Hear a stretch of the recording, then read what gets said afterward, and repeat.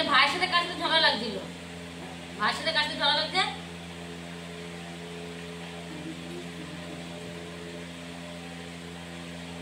মেয়ে নিয়া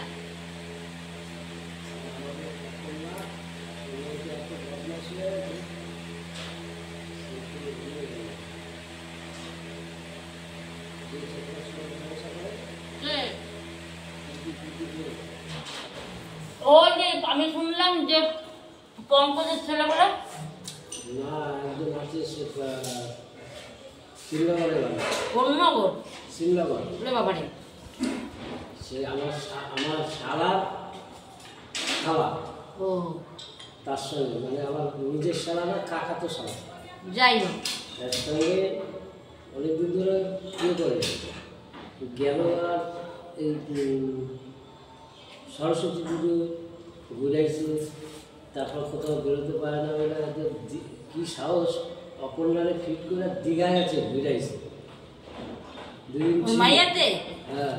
মা কি কিছুই জানে না সবই জানে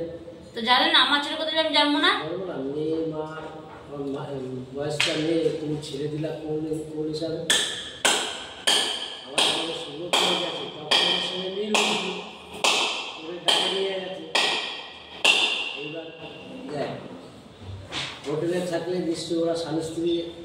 থাকলে ওদের সঙ্গে নিয়ে ওরা স্বামী স্ত্রী থাকবে না নিশ্চয়ই না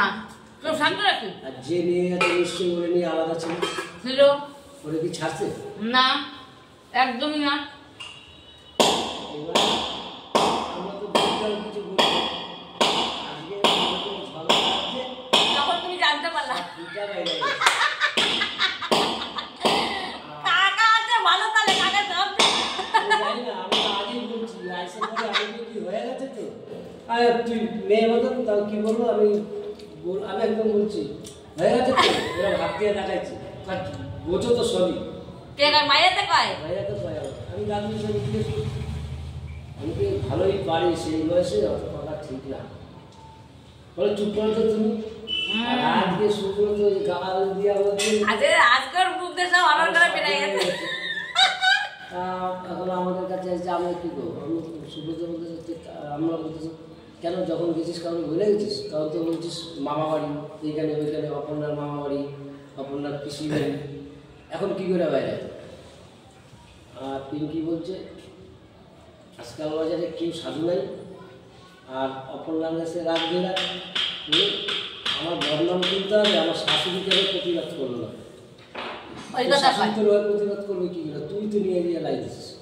তাহলে কি জ্বালা তোর সাথে ঢাল আছে আর এখন সব ফুটে গেছে এমনি সময় তুমি শাশুড়ি করো না